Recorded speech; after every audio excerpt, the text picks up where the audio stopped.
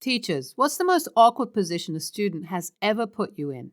Story 1. Current teacher at college is a young man in his 20s. Those considered popular girls in my class will constantly call his name for help, but sometimes they just want to call his name for his attention and give him nicknames, which he always becomes awkward in response and just goes, "Don't call me that," and ends up standing awkwardly with one of the straight faces that says, "I want to stand over there now." Edit. I'm in a rather small college. There's quite a few people well known in the college, ranging from the probably going to be a rapist to the ones who bunk, drink, and cause trouble. It's a lot different than the large college, which I was in before moving to this one. Can confirm there's no popular or unpopular in big colleges, but in this small college, there is. Not sure about others. I'm in the UK. At my job, one of the managers looks like a stereotypical dad in his mid-30s. Young, attractive, has a family. We have this one girl, what calls him Daddy Frank. Then all the other girls started calling him Daddy Frank. My first day, he was showing me around and a few of the girls started their thing.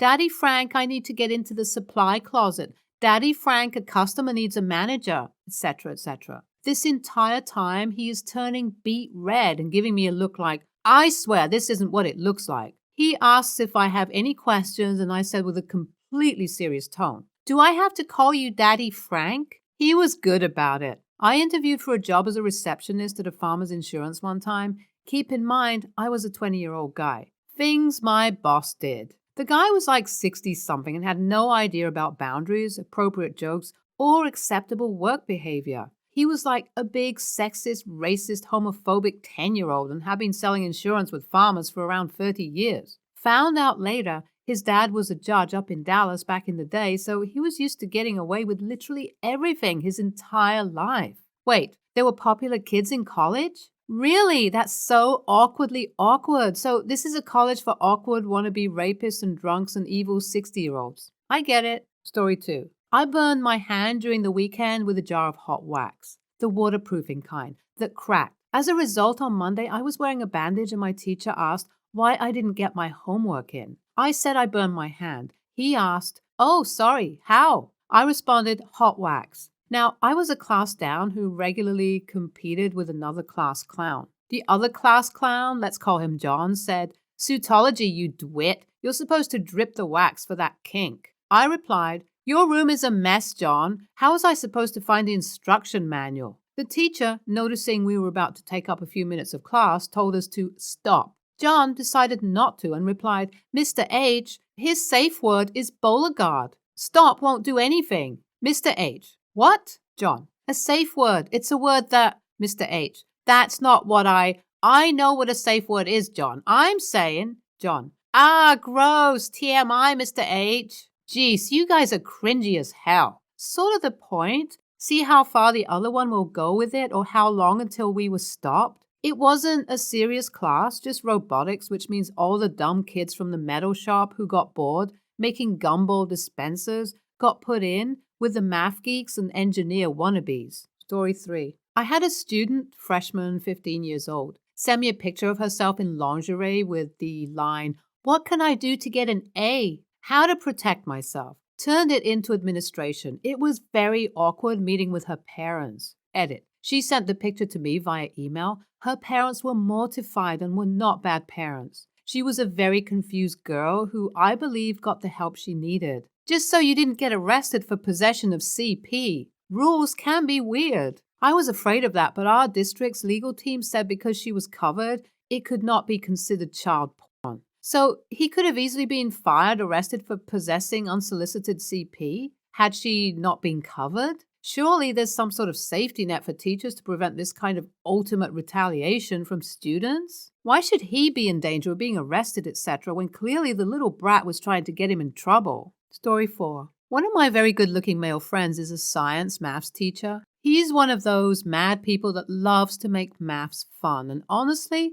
his classes are like a damn performance. It's beautiful, but a lot of the girls in the class just giggle and ask him if he has a girlfriend. He kept deflecting them and concentrated on making the class fun, but then they got nasty to a quiet girl he paid too much attention to. She was actually interested in math and he gave her some extra material after class that he thought she'd like. He fully put his foot down and demanded a parent meeting with all of the girls in question's parents and told them straight up they could either act like mature people or get out, and that he didn't deserve to be borderline sexually harassed while working. Most of the parents were just mortified their daughters would behave like that, but a few were like, "It's a compliment," etc. Luckily, admin were on his side. That's a thing I don't understand. You tell someone, "Hey, this makes me uncomfortable," and they angrily insist that it's a compliment instead of apologizing. Good for him for standing up for himself. That's the moment you turn all your attention to one of the parents and go,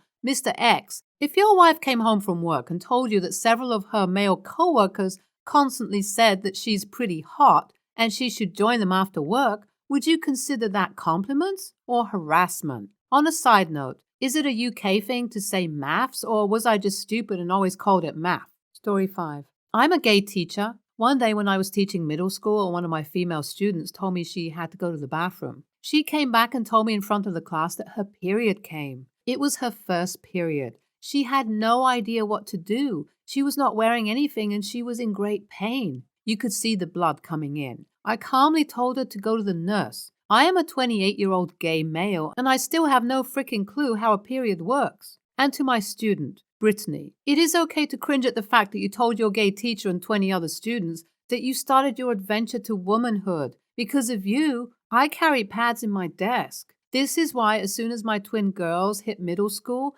I packed them pads in their bags. They hadn't started to menstruate yet, but it was a just-in-case tactic. You're a good dude for staying stocked. Thank God I teach third graders and don't have to worry about it. Ugh, I started mine that early. I remember it exactly because I hadn't had the talk yet because I was so young. I was at school and some of my female friends held a funeral for me because we all thought I was going to die. And here lies you saving Rose. She was a kind, loving soul. It all happened so quickly. One second it wasn't there, the next second it was. Bless her heart. Rest in peace, you saving Rose. You will be missed. This must be so scary for a girl who hasn't yet learned anything about periods and to suddenly start bleeding. Story 6. In middle school during sex ed, the teacher was preaching abstinence until marriage. The teacher was single, so a student asked him if he was a virgin. Awkward for the teacher because he didn't know which was worse,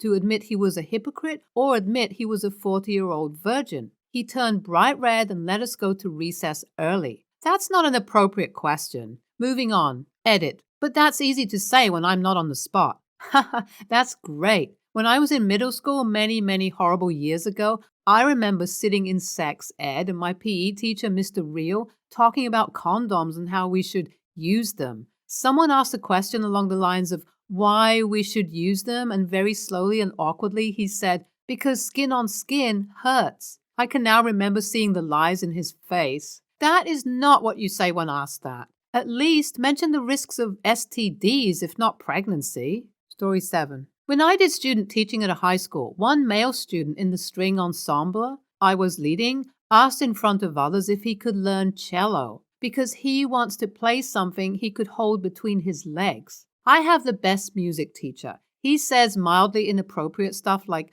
finger your G string, or when we weren't playing on the D string loud enough, he said, "Give me more D." I swear, whenever something like that happens, the class doesn't recover. We need a good half hour before we can start playing with a straight face. Sometimes he'll tell stories about his life, which are always entertaining. Very interesting guy. The dude got a shout out from Chance the Rapper in one of his songs. Edit. For those wondering which song, it was Everything's Good. Good ass outro. When I was in high school, I had a music teacher like that. He would always say inappropriate, slightly sexual stuff. And since he was young and hip, we all loved him. I had him 3 out of 5 periods my senior year, jazz band, jazz choir, TA, and considered him a friend and a great teacher. He disappeared about a month before graduation, replaced by a substitute teacher with no explanation. And then the news of his child porn addiction came to light. He used school computers. He had hidden cameras set up in the closet he encouraged the drama kids to change in. He had a relationship with a 14-year-old student. Teachers making sexualized jokes to students is now a bit of a red flag to me. Cello ladies.